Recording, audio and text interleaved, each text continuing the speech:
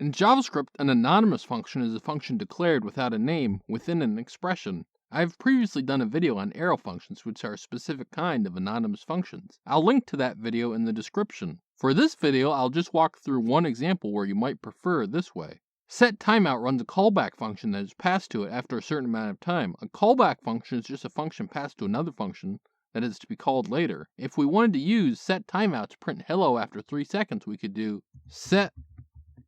setTimeout of console.log hello,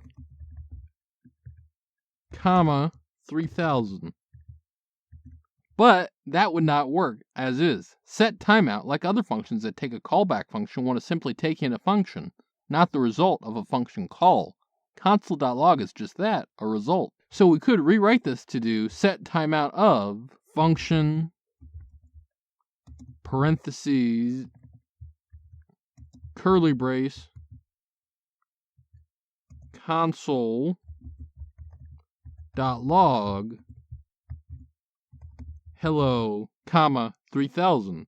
This would be an example of using an anonymous function that you might want to do this way instead of arrow functions. On arrow functions that I mentioned earlier, I'll link to that video in the end screen. This has been Tkubacation. Like and subscribe to learn more.